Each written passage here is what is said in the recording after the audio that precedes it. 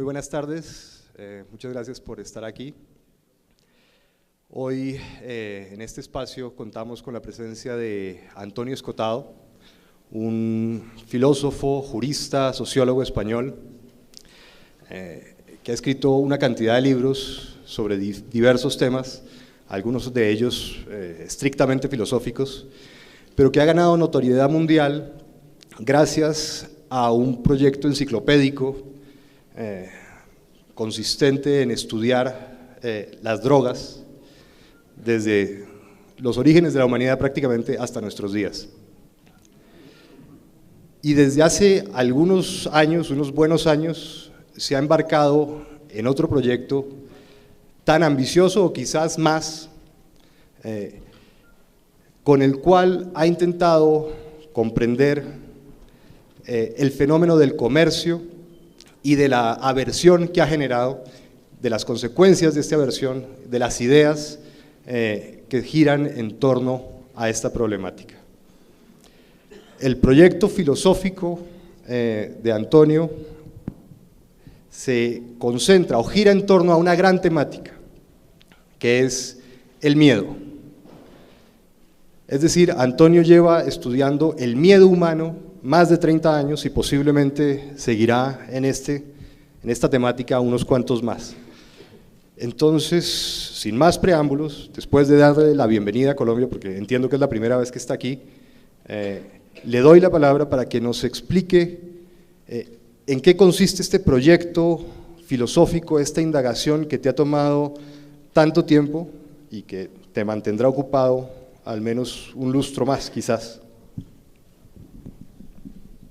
Esto, wow, qué bien, suena muy bien.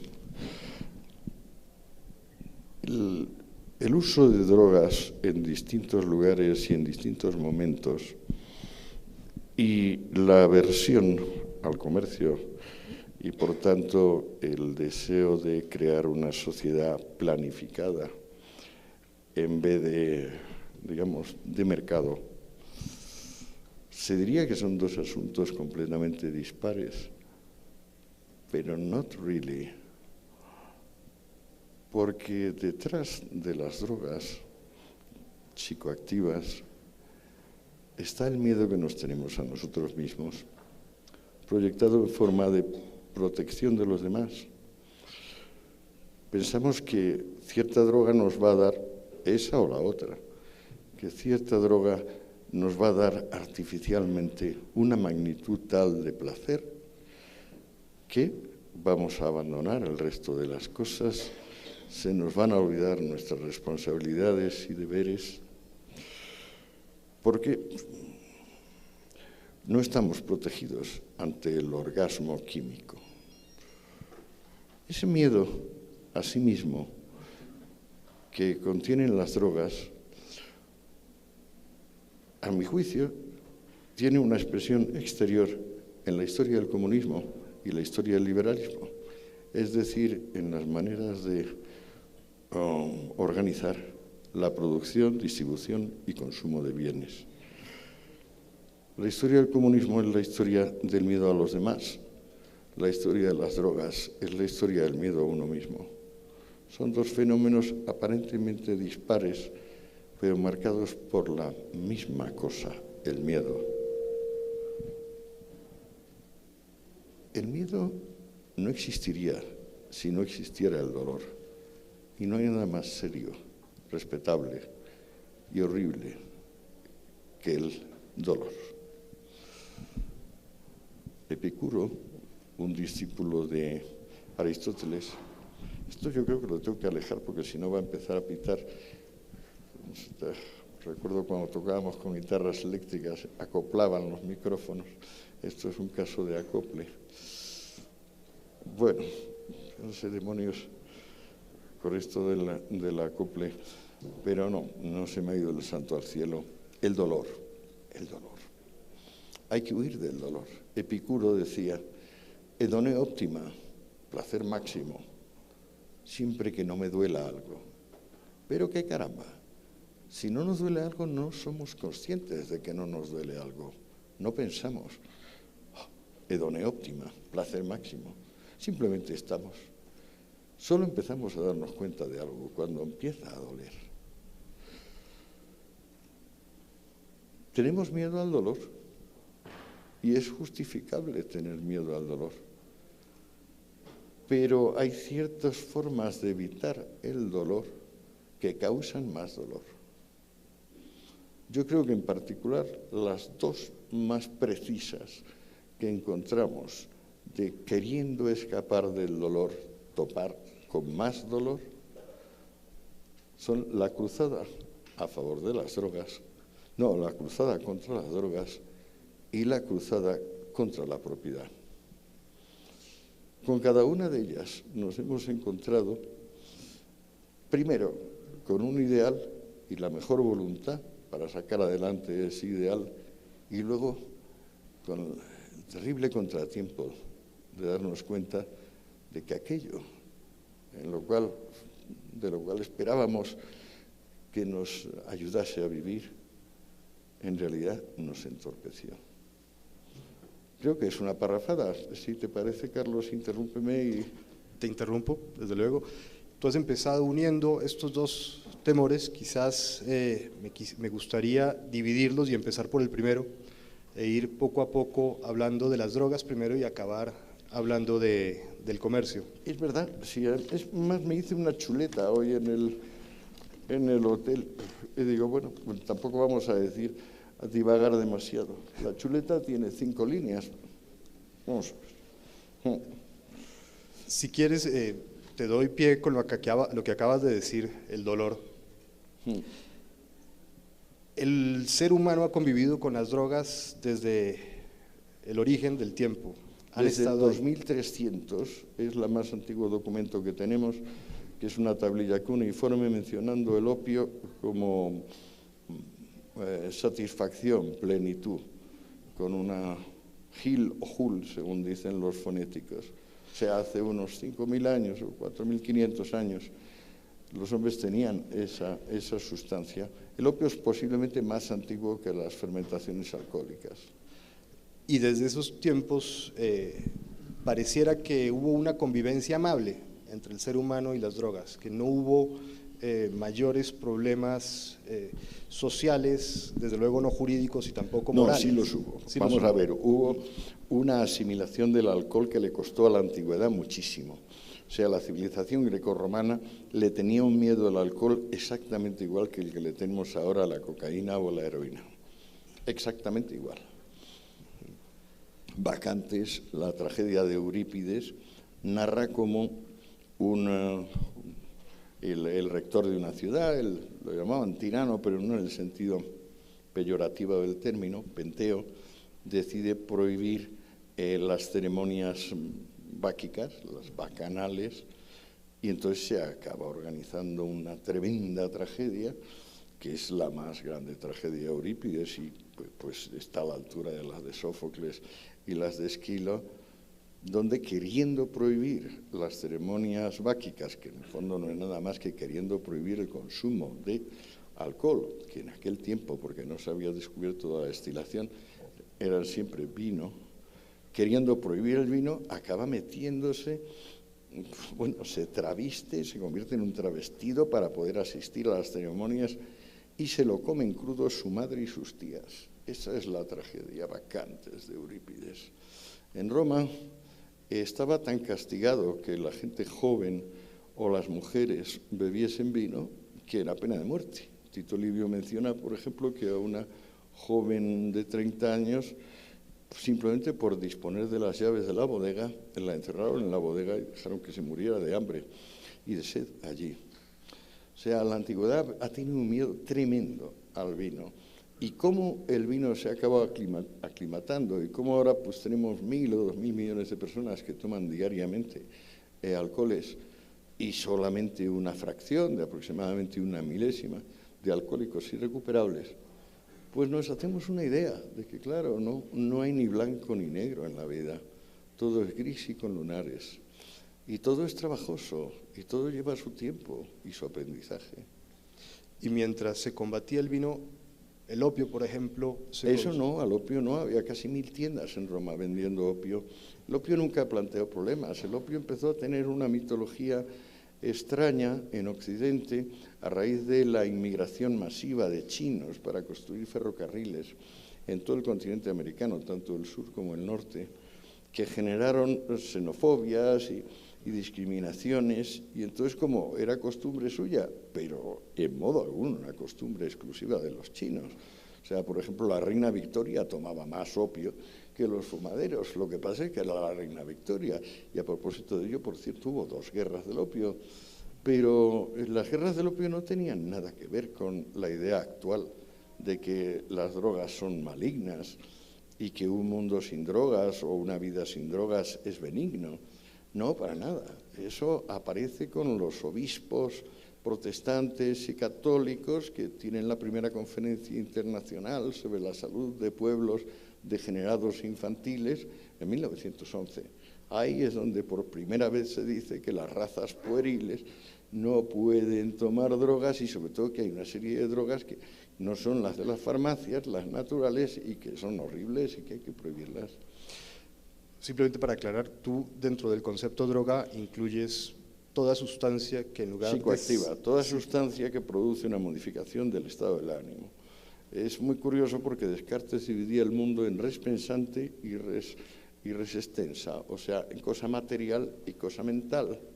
Sin embargo, las drogas violan eso, porque las drogas son cosas materiales que afectan directamente y en gran medida a la cosa mental. Son, por eso, la palabra fármacon, griego, que es el origen de lo que se traduce como droga, significa prodigio, magia, sorpresa, y finalmente, cambiándole el acento, significará chivo expiatorio. Fármacos es chivo expiatorio y fármacon es droga. Fíjense cosas curiosas, ¿eh? Decías que en 1911 empezó cierta cruzada en contra de las drogas y hasta 1900 en cualquier farmacia se conseguían prácticamente todas las drogas, ¿no? Claro. La heroína, Bayer vendía heroína y aspirina, ¿verdad? Sí, no. Y por ejemplo, a los comienzos de la Revolución Industrial, que prácticamente empieza en el último tercio del siglo XVIII y a lo largo de todo el siglo XIX, cuando empiezan la fábrica grande, porque hasta entonces los talleres tenían 7, 8 personas, los gremios prohibían que hubieran más de 7, 8 personas por taller, y empezó a haber fábricas con cientos de personas, miles de personas, decenas de miles de personas. Pues este tipo de personal, que es el que se empezó a llamar proletario, porque no tenía capacitación, es decir, podía coger cualquier tipo de empleo y dependía mucho del progreso de la maquinaria, en cuya virtud, claro, las personas no tenían que tener maestrías, bastaba con que estuvieran allí dando un giro a la derecha o a la izquierda de una manivela. Esas personas eran las que consumían el único día libre, porque no había semana inglesa, solo había domingo. Ese día consumían en mayor medida opio o morfina que alcohol, es decir, que vino o whisky, que salía más caro. Y en ese momento no había ningún tipo de problema jurídico con ellos, moral o de salud pública. Desde la aclimatación que antes comentamos de la cultura grecorromana al vino, que tomó como un par de siglos, sí, y luego ya dejó de asustar el Dioniso Baco y dejó de asustar Eros, que iba siempre conectado con Dioniso Baco. El siguiente brote de preocupación fue la cruzada contra las brujas, el problema de la magia, que duró aproximadamente desde el siglo XIV hasta el siglo XVII, 3 siglos. Es muy curioso que esa cruzada, pues ahora nos parece un derecho civil, si alguien practica la magia, negra o blanca. Entonces no. Entonces, la peste, por ejemplo, las hambrunas, el que hubiera plagas del ganado o plagas del campo, todo eso se atribuyó a que se practicaba, se cultivaba la magia. Y entonces se creó una legislación severísima, donde las personas que tenían tratos con la magia pues acababan en la hoguera. Y efectivamente lo que pasó es que al llegar el cristianismo se quemaron las bibliotecas, empezando por las de Alejandría, porque la antigua forma de comulgar, como por ejemplo en toda América Latina, pero también en Asia y también en Europa, la antigua forma de comulgar era con una hostia psicoactiva. Es decir, era un material que colocaba mucho, llevaba a otras regiones de la conciencia. Esa era la comunión primitiva. Transformar esa comunión en un acto de fe fue la obra de monoteísmos con vocación de imperio universal, que empezaron con el cristianismo y continuaron con su derivación, digamos, purificada, que es el Islam, que es el monoteísmo puro. Naturalmente, para estas religiones, la comunión sustancial de las religiones precedentes, de las religiones paganas, era la competencia peor, y entonces fue perseguida salvajemente. Los restos de las religiones europeas bajo la bota cristiano-islámica resurgieron un poquito antes del Renacimiento y sobre todo durante el Renacimiento.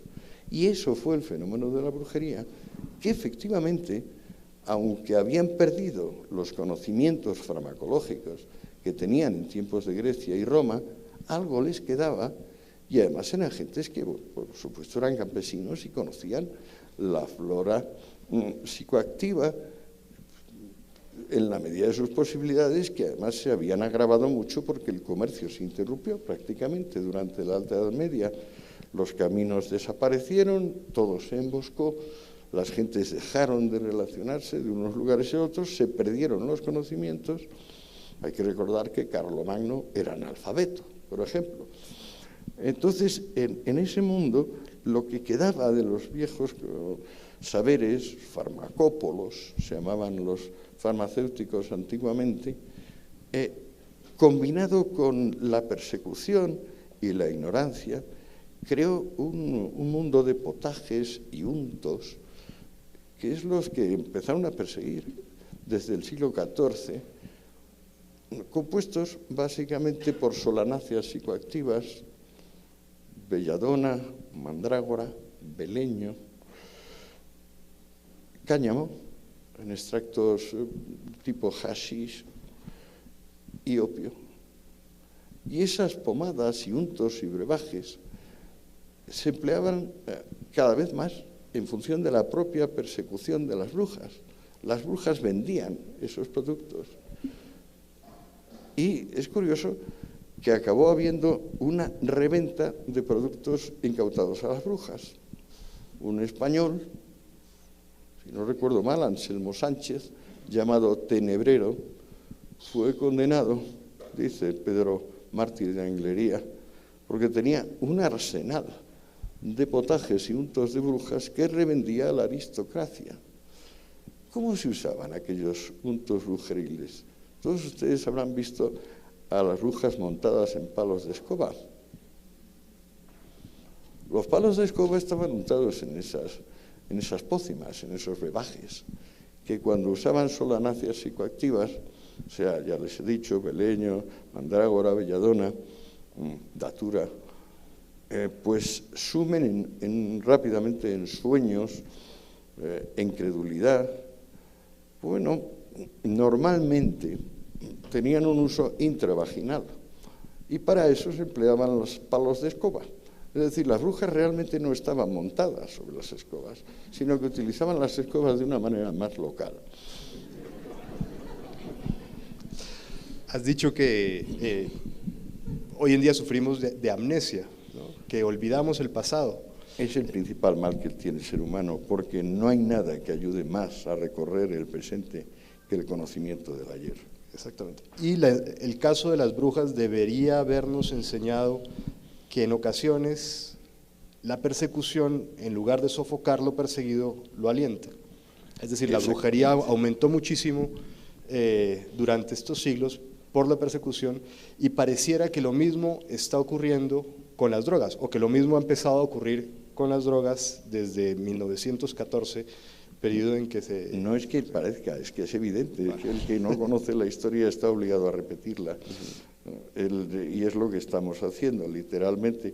Por fortuna, entre tanto, ha resucitado la ciencia, porque es que hay que recordar que Agustín de Hipona, San Agustín, dice en las confesiones que esa curiosidad malsana llamada ciencia es una manera de interesarse por cosas que la fe ya aclara perfectamente y que no tiene sentido. Efectivamente, la ciencia sufrió gravísima persecución desde el triunfo del cristianismo y no se recuperó hasta el Renacimiento, que por eso se llama Renacimiento. Por eso el Renacimiento coincide con la cruzada contra las brujas, porque dentro de la locura, que era el desconocimiento de las cosas y tal, en general el hecho de que la gente se había embrutecido por haberse aislado, porque no había relación, porque no había comercio, pues claro, hablo mucho y se me seca la boca.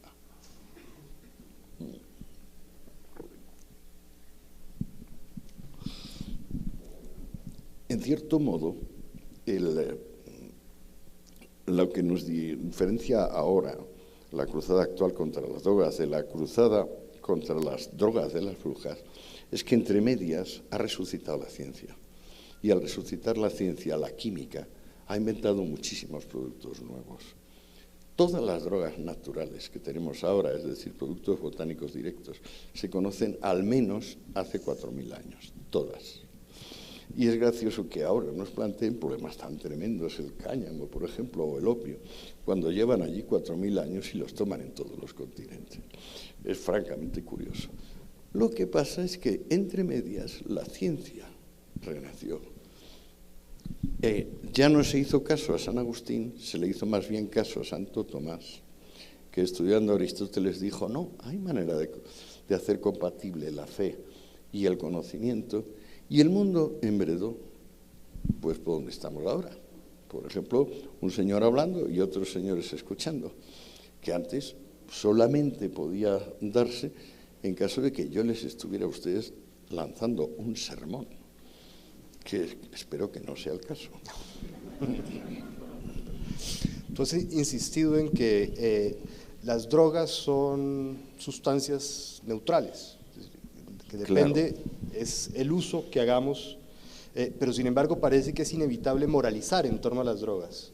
En torno a las drogas y en torno a todo. En torno al trabajo también, y ahorita hablaremos de eso. Claro, eso es lo que pasa. Inevitablemente tendemos a moralizar las drogas. Claro, y esta moralización ha acabado en una persecución brutal a prácticamente todo el siglo XX, ¿verdad? Pero igual que había Tenebrero, aquel alguacil que se dedicaba primero a quemar las brujas y luego a quedarse con sus potajes y a revenderlos a la aristocracia, pues ahora lo que hay son carteles de la droga. Lo que creó la cruzada contra las drogas es el crimen organizado. Y pues que Al Capone es una broma en comparación con Pablo Escobar o con los cárteles colombianos, con los cárteles mexicanos. Es una broma.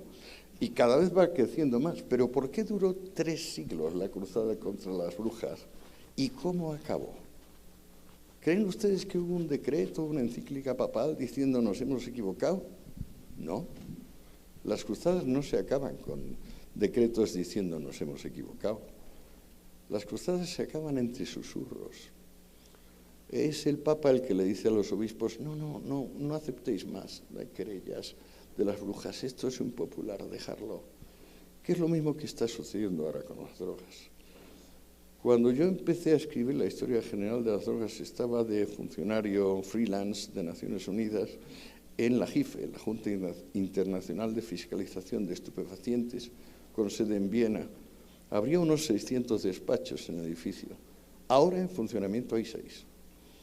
Las cruzadas españolas, la Brigada Española de Estupefacientes tenía fondos 10 veces superiores hace 20 años que ahora. Esto es lo que no sabemos. Vamos, lo que no sabe el público. Que la financiación pública de la guerra contra las drogas terminó hace aproximadamente 11 años. Y cada vez retrocede y retrocede más. No hay manera de decir al público, señores, les hemos metido en un asunto donde el remedio es mucho más insano que la enfermedad. No hay manera, no lo harán. Pero por otra parte, cuando de verdad se revela un remedio más insano que la enfermedad, la inversión pública en esto retrocede. Y es lo que está pasando hace años. ¿Cómo se llama la nueva política en materia de drogas? Reducción de daños, harm reduction. Esto ya se ha impuesto prácticamente en países civilizados como Suiza, Holanda, yo diría que incluso en España. En España, por ejemplo, el consumo de todo tipo de sustancias, consumo, no tiene problemas. Habrá que dar el paso, pues por supuesto, para acabar con la hipocresía de cómo va a ser posible consumir si no se produce y se distribuye. Pero bueno, la hipocresía es uno de los aceites que ha permitido a la historia universal llegar al nivel actual y seguirá aceitando la maquinaria pública. Tímidamente se ha empezado a legalizar la marihuana en Estados Unidos, ¿no? Ya son 4 estados, si no estoy mal. Uruguay acaba de dar el paso. Varios expresidentes latinoamericanos han empezado a abordar el tema. Holanda lleva 27 años con los coffee shops y lo que han conseguido es bajar un 20% el consumo holandés. Se ha bajado el consumo. Supongo que también… Porque se le quita el halo de lo prohibido.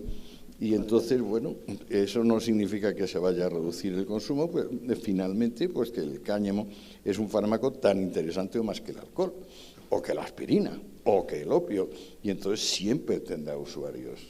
Finalmente termina siendo la criminalización, es decir, convertir un vicio en un crimen, lo que fomenta la persecución, el submundo gangsteril, el aumento del consumo y el aumento de las muertes. Cuando la ética y el derecho dejan de distinguirse, el derecho se corrompe, convertido en moralina tiránica, y la ética se convierte en pura hipocresía.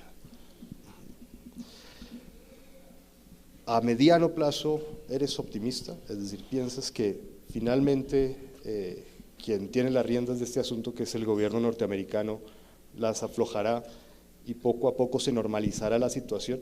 Las está aflojando. Clinton olió marihuana, pero no, fumó marihuana, pero no se tragó el humo. Obama se lo tragó. Vamos a ver el siguiente presidente. Ellos crearon la cruzada y ellos acabarán con ella. Pero bueno, aquí hay personas de máxima relevancia en los Estados Unidos que están metidos contra la cruzada de las drogas. Por ejemplo, Milton Friedman, el economista, perdió un hijo porque el hijo se acogió, digamos, al papel del yonki, a la coartada del yonki, se empezó a portar muy mal con la familia y acabó muriendo de sobredosis. La reacción normal, por ejemplo, madres contra la droga en España le hubieran echado la culpa a la heroína. Milton Friedman es Milton Friedman. Y dijo, no, mi hijo ha muerto porque es un fantoche, un farsante que ha preferido el papel de inimputable que le daba la cruzada contra las drogas. Y entonces creó el Normal, que es la primera asociación antiprohibicionista norteamericana, que por ejemplo últimamente ha recibido un tremendo impulso con los 50 millones de dólares que le ha dado George Soros, el financiero. Yo formo parte del Normal y hace mucho tiempo constituimos la Asociación Antiprohibicionista Internacional en Roma con el difunto García Márquez, por cierto, y con Friedman y algunos más, o sea, el grupo del Partido Radical Italiano. Entonces, una diferencia además entre adicto y yonki, ¿no? Entre quien consume la droga y quien actúa el drama martirológico del adicto que solamente vive para pillar droga e inyectársela. Es que se compra irresponsabilidad. Se cree que la libertad es cosa distinta de responsabilidad. Y le ayuda a creer esa farsa, pues eso, todo el aparato creado de manera que la frontera entre derecho y moral desaparezca. Y al desaparecer esa frontera, pues todas las más salvajes fantasías se convierten en puras realidades. Mencionas libertad y responsabilidad, son dos términos que no van separados. Pues claro, pensar que libertad es hacer lo que me da la gana, es ser tonto. Hegel decía, libertad es conciencia de la necesidad. Montesquieu, muy bellamente, decía, libertad es poder hacer lo que debemos. Luego hay farsantes que dicen que libertad es pues, no tener límites. Bueno, ¿dónde encuentra usted eso? Quizás en la geometría, donde solo hay el punto y la recta, o las curvas regulares. No, la vida es pura exigencia, límites. Una libertad que no sea responsabilidad es fraude. Tenemos solamente hasta las 7, entonces quisiera pues, ir avanzando, porque después habrá una firma de libros, entonces tenemos que suspender a las 7. Y por eso quería dar el salto a tu segundo proyecto vital. No, eso es fundamental. O sea, me he puesto a documentar la historia del comunismo porque uno no sabe, yo mismo no lo sabía hasta que cumplí 40 años o así, no me di cuenta de que la única manera de conocer es conocer históricamente, tanto de la química como la biología, tanto la política como la sociología. Lo único que hay que nos ayuda a borrar la ignorancia y a poner en vez de la ignorancia lucidez es la historia. Entonces, si uno tiene la paciencia, y ahora con Internet esa paciencia está recompensada sobradamente, con clics de ratón muy sencillos, uno quedará asombrado, porque la realidad es infinitamente más densa y más imaginativa que la más delirante de las fantasías. Tengamos paciencia, estudiemos la historia de las cosas y sabremos muchísimo. Y al saber muchísimo, dejaremos de ser tan burdos, tan elementales como nacimos. Entonces, me di cuenta después de estudiar la historia de las drogas que me abrió la cabeza de mil maneras, porque yo no sabía al ponerme a estudiar esa historia qué había pasado y hasta qué punto nos habíamos metido en un delirio.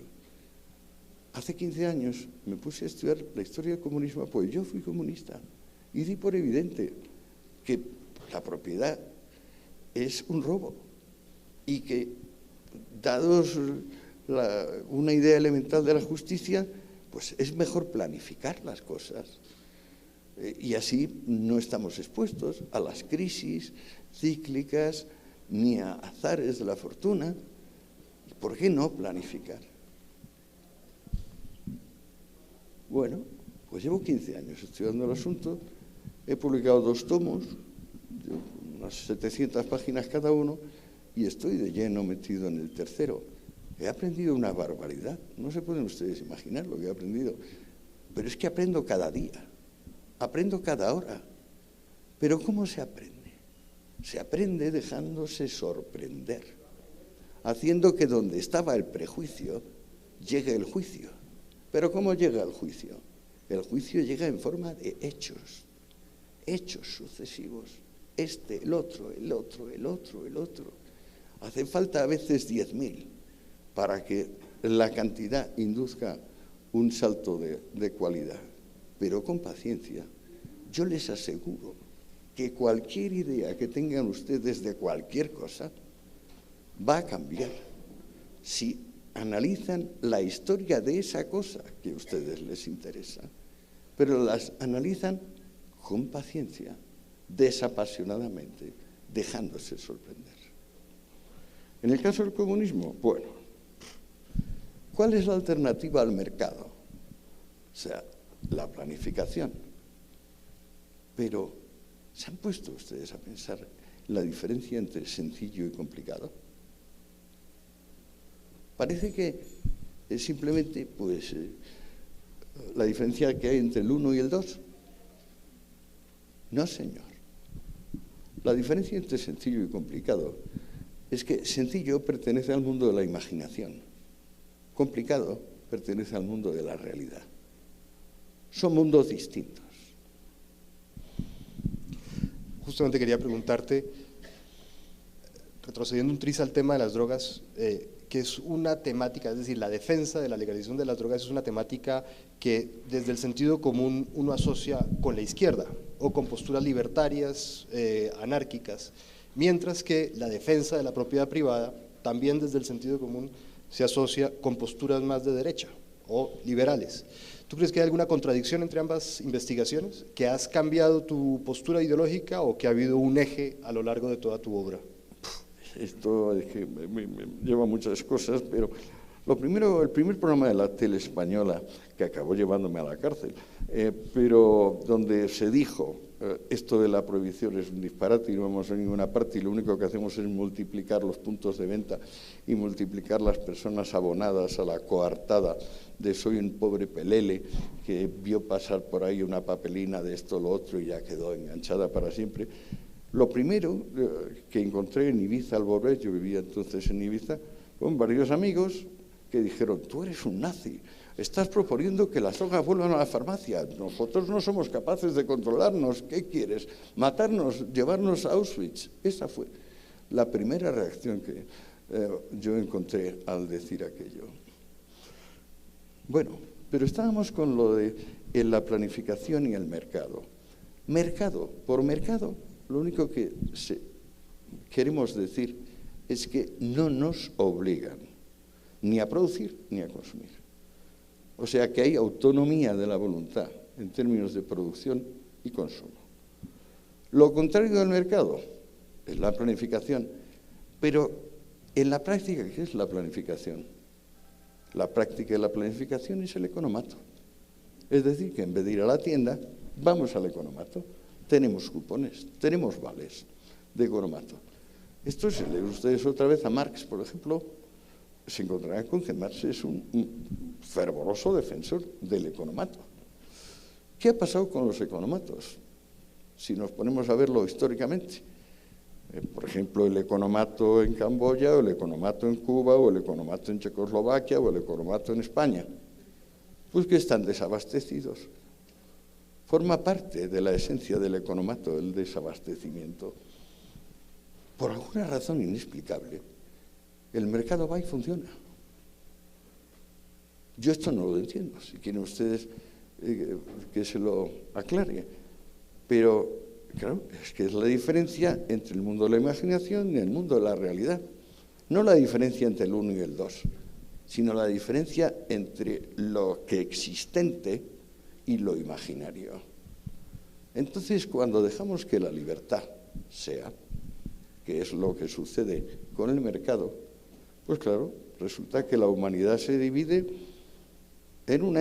se gradúa verticalmente desde el que tiene mínima cosa, el mendigo más o menos demente que pide limosna por la calle, hasta el supermillonario que, por ejemplo, se ha inventado el post-it. ¿Saben ustedes lo que es el post-it? ¿No? Esa especie de colita.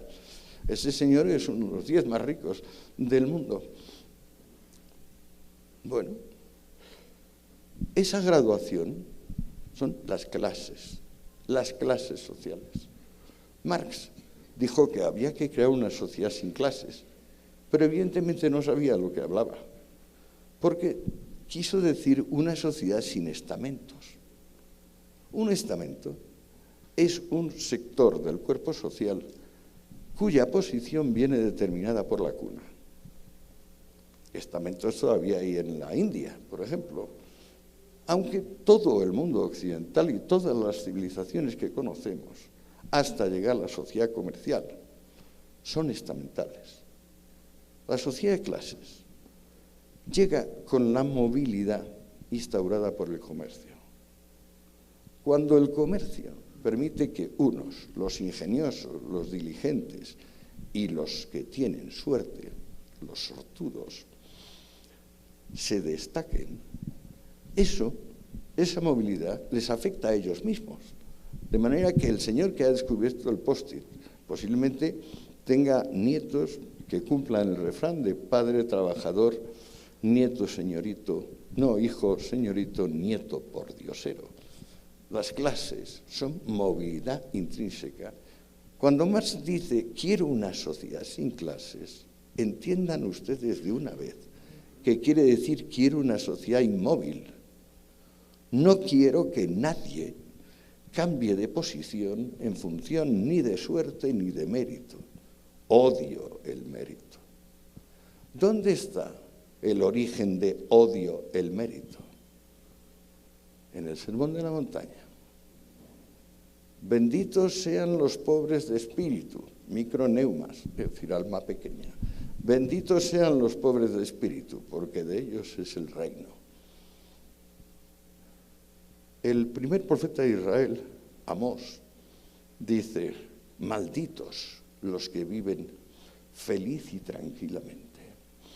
Esa es la primera de las profecías de Amós. Una sociedad sin clases, una sociedad inmóvil.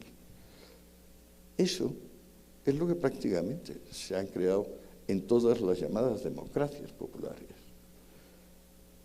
Pero aún así es mentira, puesto que lo que se crean son nomenclaturas feroces, como las vigentes todavía en Pyongyang o en La Habana, y no hay inmovilidad social. La inmovilidad es tan imaginaria como el unicornio o como los dragones medievales. Podemos quererla, pero no la vamos a conseguir jamás. Tenemos que, a mi juicio, mantener el coraje de amar lo real. Y lo real no es ni bueno ni malo, ni justo ni injusto. Uno influye un poquito con la buena voluntad, el esfuerzo, pero más aún influye la suerte. Y el individuo siempre es muy poco. Nadie vale nada. Empezando, por supuesto, por yo mismo. Y sin embargo, en ese no valer, en ese no ser nada, somos los ladrillos del universo. El universo descansa sobre nuestras espaldas, aunque no somos nada, y desaparecemos como motas de polvo. Tenemos que tener el orgullo de saber que no somos nada.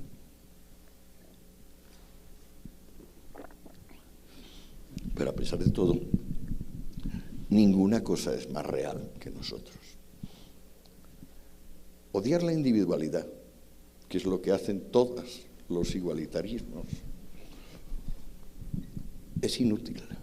Pero además de inútil, implica unas operaciones de crueldad que la humanidad no estaba acostumbrada a presenciar. La diferencia entre el comunismo del Sermón de la Montaña, que es un comunismo del amor, al comunismo científico, que aparece con el manifiesto de 1848, es que el resentimiento, el odio, que en definitiva en el Sermón de la Montaña, en el Evangelio, es al más acá, a este valle de lágrimas terrenal del cual se espera salir para llegar al cielo. El comunismo científico tiene la increíble insolencia de querer crear el paraíso en la tierra. Y al fin, esto es lo que yo voy descubriendo por ahora en el tomo 3 de mi investigación, consigue la forma más parecida, jamás ensayada, al infierno.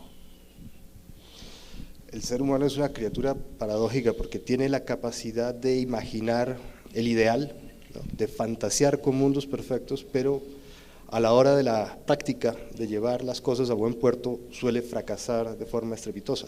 Y sin embargo, nos dejamos tentar mucho por la irrealidad, tenemos apetito de irrealidad, nos encanta fantasear con mundos perfectos. La literatura está plagada de utopías, de sociedades idealizadas. ¿Cómo controlamos ese apetito de ficción, de irrealidad? Ya era hora que empezases a hablar. Y añado una pregunta más. No, añade un par de observaciones. No. Insisto, sí, tenemos un apetito insaciable de realidad.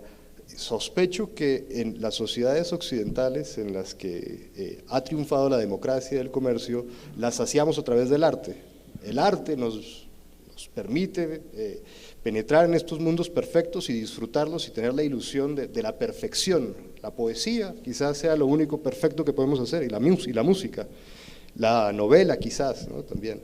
Pero ahora mi pregunta es para ti, porque queremos es oírte a ti, no a mí, desde luego.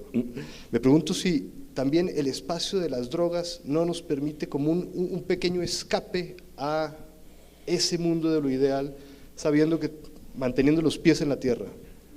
Bueno, es que no hay nada más natural y profundamente orgánico que la química.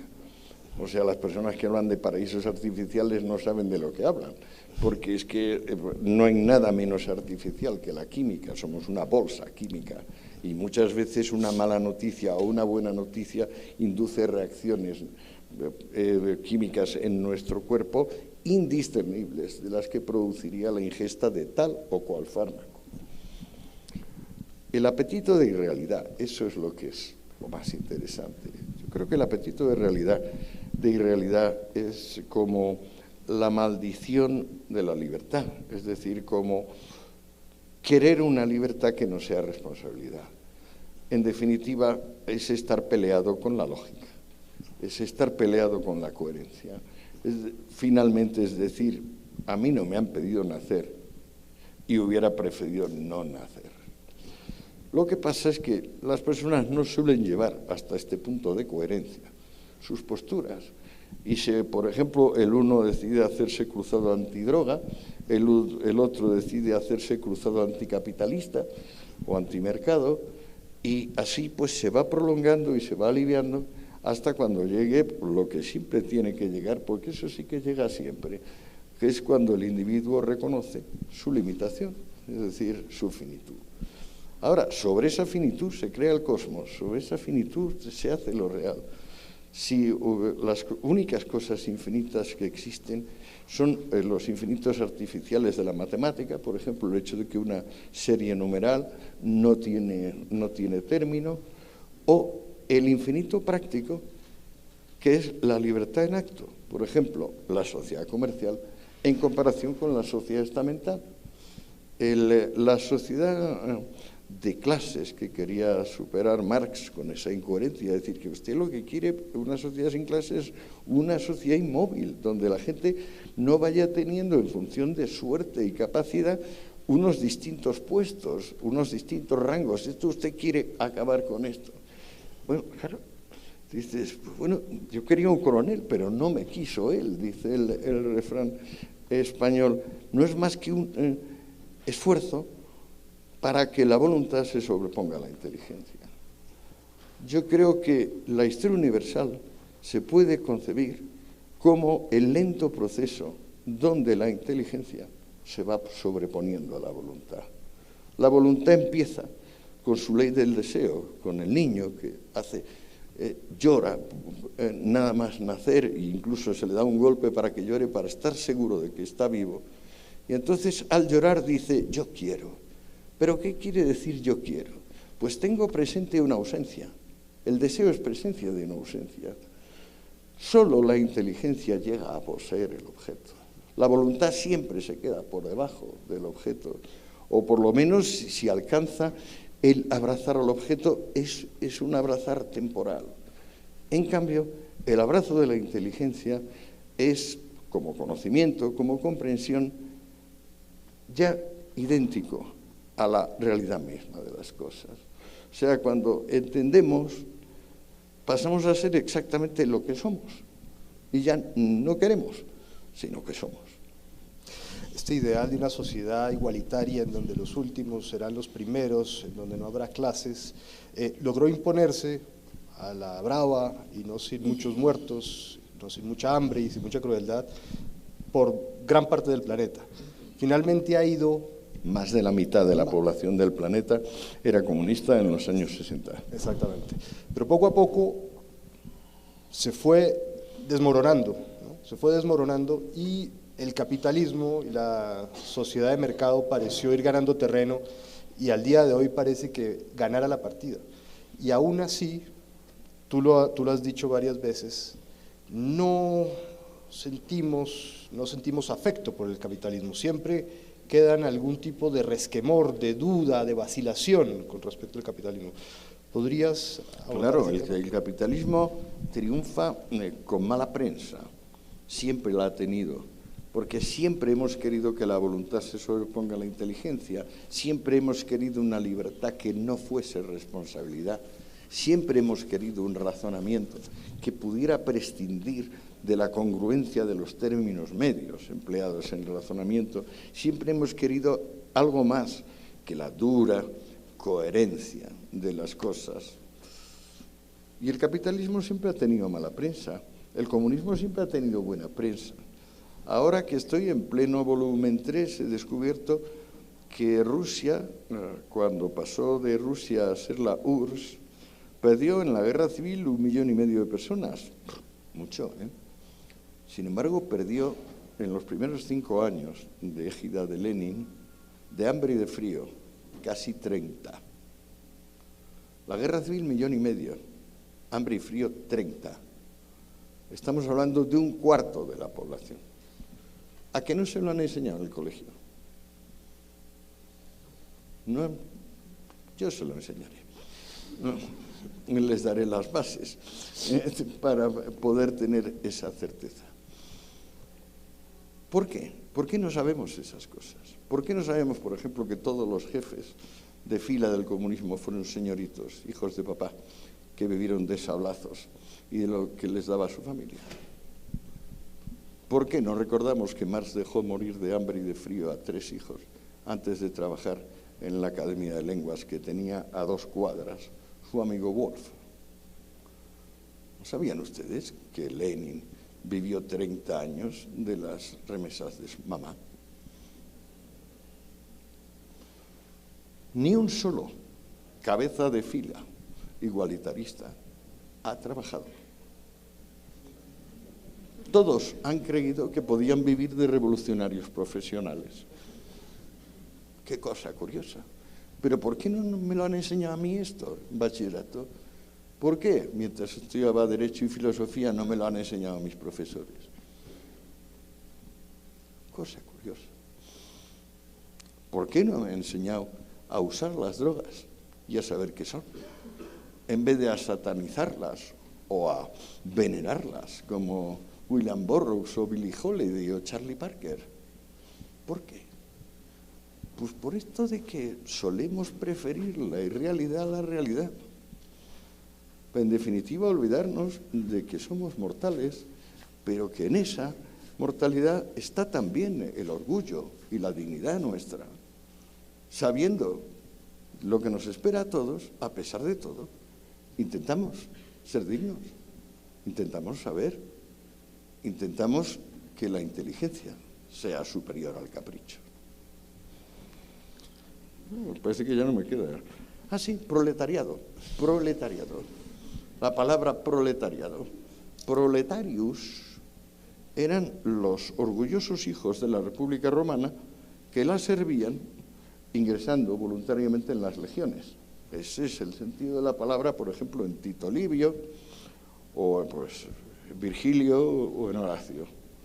Proletarius, proletario, viene de Sismondi, que era un economista competente y bondadoso, que hizo la primera crítica de la economía como mero aparato de oferta y producción, y empezó a ver todo el proceso económico desde el lado del consumo. Muy interesante, por cierto. Entonces Sismondi dijo que el mundo del trabajo se había convertido en un mundo de proletarios porque eran gentes que venían del campo y no tenían casa propia, no tenían capacitación profesional y tenían que emplearse como mano de obra inespecífica, muchas veces migrando en función de dónde se abrían las fábricas, aquí o allá. ¿Dónde están? Aún ahora, Colombia, que no se puede considerar el país más desarrollado del orbe, ¿hay algún proletario en Colombia? Uno, que no tenga aspiraciones, por ejemplo, a comprarse una casa a través de una hipoteca. Y sin embargo, el proletario de Marx es un individuo perteneciente a una clase que sabe que si no mata o extermina, la palabra es exterminio, la palabra de Marx, extermina a todas las clases que no son la suya, será muerto de hambre por el mecanismo objetivo e implacable del sistema. ¿Dónde está eso? ¿Dónde están los proletarios? ¿Por qué decía aquel señor esas cosas tan raras? Porque estaba indignado, porque estaba furioso y porque no volcaba la furia sobre cosas tan evidentes como ¿por qué he dejado morir a 3 hijos? Y en particular al que más quería, al joven Edgar, con 8 años. Le he dejado ir todos los días sin zapatos porque los habíamos empeñado, envuelto en una manta, a ver si le fiaba una semana más el carbonero el carbón, y le fiaba también el carnicero la carne. Ese caballero se quedaba en su casa leyendo, escribiendo, y mandaba a su hijo para que diese lástima. Y lo que hizo fue morir. Triste película. Me han pasado el fatídico Nos letrerito vamos. de los 5. Una última pregunta para cerrar y para adelantarme un poco en la materia hasta la última escena que cerrará este tercer volumen de tu monumental obra sobre la propiedad y el comercio.